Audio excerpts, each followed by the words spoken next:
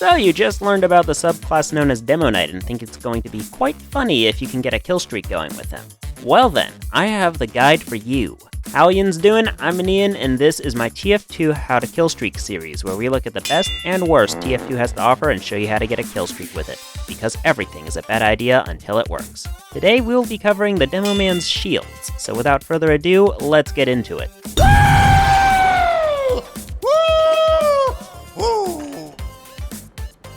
What?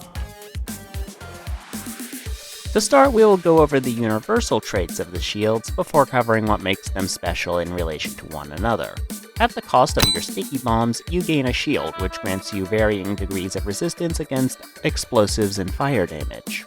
In addition, you also gain a charge ability, which allows you to rush forward into enemies, dealing some decent damage into them upon contact, as well as giving your next melee swing against said individual you rammed into a guaranteed crit.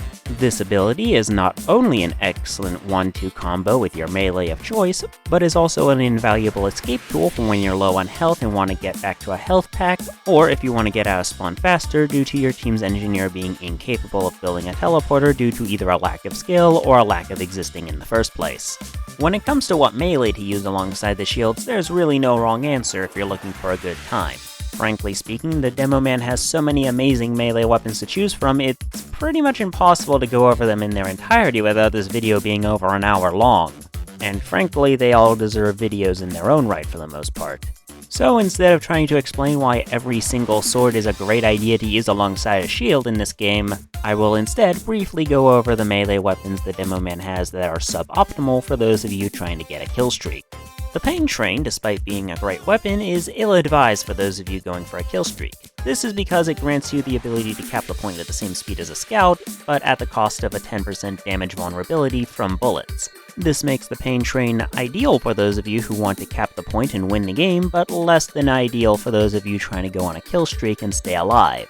Interestingly, the attributes of the Pain Train are active even when the weapon isn't deployed, meaning regardless if you have this weapon pulled out, you still have to deal with the 10% bullet vulnerability as well as being able to cap the point at twice the speed of a normal character, making this a great utility for those of you who value capping the point more so than going on a kill streak, but this is a video about going on a kill streak, so it's just ill-advised. Even more ill-advised is the Caper, a weapon clearly designed for players to go suicide bombing with. Yes, charging into the enemy and causing a massive explosion killing several people is fun, but also you're probably going to die immediately afterward, which means that your kill streak is basically going to consist of 1 plus whoever was standing next to the individual you charged at. This means that the number of individuals you kill on an individual life will usually be small enough that you can count them on one hand. Maybe 2 if you're lucky, or count yourself. However, I refuse to go further into detail on every single melee the demo has because, frankly, they deserve their own videos in their own right. However, if you're interested in what primaries to use alongside your shield of choice, I have a special guest to cover that for you. Hello Ian and viewers. My name is Yeehaw, and today I will talk about the primaries when paired with the shields. The booties are a decent pair with the Targe and Screen. In medieval mode, there's literally no reason not to use them, as the only other primary you can use is the base jumper, and there's basically no reason to use that. Anyways, the booties grant increased charge turning control, making connecting shield bashes much easier. The booties are quite obsolete when paired with the Tide Turner though, as you already have full turning control. As for grenade launchers, only a few really stand out to me. The Iron Bomber's increased mobility with grenade jumps helps to make up for the Targe's and Screen's poor mobility. The stock grenade launcher also works great, neither one is really better than the other, but with the Dawn Tide Turner shields, the Iron Bomber is definitely a better choice in my opinion. The lock and load is very situational, that one situation being taking out engineer buildings. It also covers your lack of sticky launcher with similar range to a fully charged sticky bomb and taking out engineer buildings, but it doesn't really do much beyond that. The loose cannon grants even more mobility, but given how inconsistent it is in direct combat and how you don't have a sticky launcher, I don't recommend using it. Anyways, on to the stars of the show and back to your host, the shields.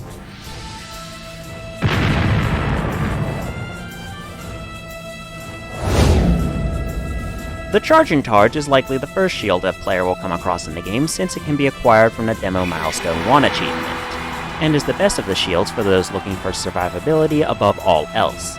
This is because it grants the user 50% fire resistance and 30% resistance against explosive damage at all times, meaning this is the best for those of you who wish to play Hybrid Knight. However, the Chargin Targe is unquestionably the worst of the shields for using in medieval mode. This is because the Chargin Targe's special feature that makes it better than the other shields is the fact that it grants higher resistance than the other two. However, in medieval mode, explosive damage isn't a thing whatsoever, and fire damage is reserved for the occasional Flaming Huntsman arrow and the even rarer Sharpened Volcano Fragment Pyro.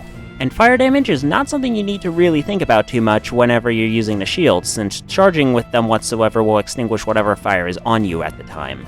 You can even remove the bleeding and Jarate status effects with this technique. However, since the only thing the Chargin Targe does better than the other shields is have greater resistances, you will seldom see this thing being used outside of the occasional Hybrid Knight and Gibbous noob who hasn't unlocked any of the other shields yet.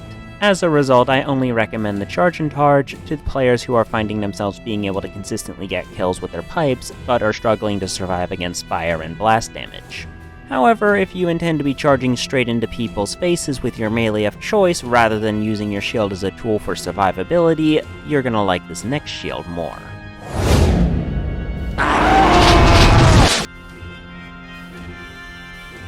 The Splendid Screen is an excellent alternative to the Chargin Targe for those of you who like to aggressively charge at foes with reckless abandon. This is because, at the downside of having your fire and blast resistances reduced to 20%, you gain a 50% increased charge rate for your charge ability, as well as doing 85 damage instead of 50 upon colliding with another player with your shield, making this my preferred shield of choice for when I want to go full Demoknight alongside the half Satuichi. However, most players I see doing this prefer to use the Eyelander instead, since its head collecting ability allows you to snowball into a near unkillable monster if you can get the first few heads consistently. Especially since shield charges deal more damage based on how many heads you've collected with the Eyelander, making you even more ungodly powerful when you start to snowball with that thing. However, there are a few weaknesses that you will need to overcome in order to become this mythical beast of legend. Firstly is how pyros who know what Air Blast is can easily dominate you with ease.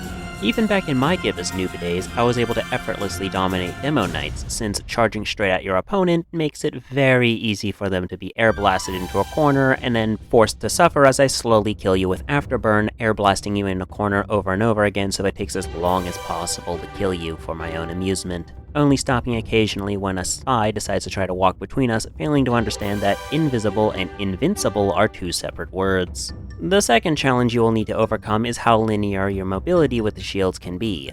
This is because, unless you're using the booties or the tide turner, you're basically going to charge in a straight line with little change in direction once you start charging. And while using the correct melees will allow you to charge on a near 24/7 basis, that doesn't really solve the underlying problem of how players can simply sidestep you after you start charging to avoid getting hit in the first place. This means you will need either the element of surprise, or be able to accurately predict other players' movements in order to charge into where they're going to be. However, there is a secret technique that will allow you to bypass this issue entirely, and while it does require a great deal of skill to use, its mobility is second only to the teleporter and the other teleporter. And the last shield we have yet to cover is unquestionably the best of them for doing this. So without any further ado, let's move on to the final shield we have yet to cover.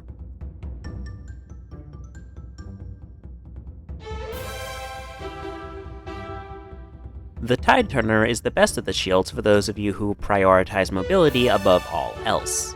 This is because your fire and explosive resistances drop to 15%, and the follow-ups when you get after crashing into someone with a charge can only mini-crit instead of full crit under the right circumstances like the other shields.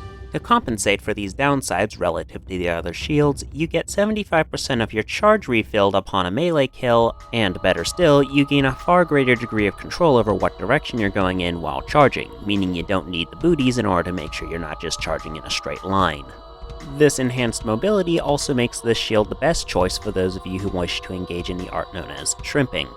Shrimping is an advanced technique in TF2 that combines many more intermediate skills such as surfing and air strafing in order to turn ramps into launch pads. This technique can be used to get behind enemy lines and jump into places that would otherwise be inaccessible to Demoknights. However, in order to use this power effectively with any consistency, you will require a higher degree of skill than I personally have. However, with practice, it can be done. In fact, if you want, you can easily go on a search right now here on YouTube and find several people getting frag videos with this technique. However, since the sticky jumper can allow you to fly to the same distances with a lot less effort, it's rare to see people trying to use this unless they're using the caber. This is because the shields grant blast resistance, meaning the damage you take from the caber will be reduced to some extent. However, most people who use this technique are just trying to copy their favorite YouTube frag video, only to realize that frag videos are not very indicative of how TF2 actually plays. However, most individuals who prefer the tide turner over the other shields are doing so because they want to be able to adjust their charges mid-charge in order to ensure that the target they intend to kill doesn't just sidestep them. A popular melee among these players is actually the Skull Cutter. This is because even when you only do mini crit damage with the tide turner as opposed to the full crit of the other shields, you're still doing over 100 damage with the Skull Cutter, and that's not accounting for the damage of the shield bash itself, meaning you can easily kill light classes like scouts and snipers with minimal fuss. All in all, I give the shields a fun downgrade out of 10. Bringing a sword to a gunfight isn't exactly the best idea in the world, but this game is fundamentally stupid and cartoonish, so it might work despite what common sense might argue otherwise. However, the charge's utility and damage resistance of the shields are simply outclassed utterly by the power of sticky bombs. As a result, I can't recommend them for any serious playstyle. However, TF2 is not a game about being the most efficient or playing to the meta or trying to win. TF2 is about running around trying to have fun. And if your idea of having fun involves charging at someone with a rocket launcher and cutting off their head with a claymore, well then you got an option right here. That's all for now. Like the video if you did, subscribe if you don't want to miss the next one. Special thanks to Mr. Yeehaw for voicing over the primary weapons segment. Link to him will be down below. And comment what weapons you want to see me cover in the future. I've been Ian, and this has been my TF2 How to Killstreak guide to the Demo Man's Shields, and stay tuned, the Boston Basher is coming up next.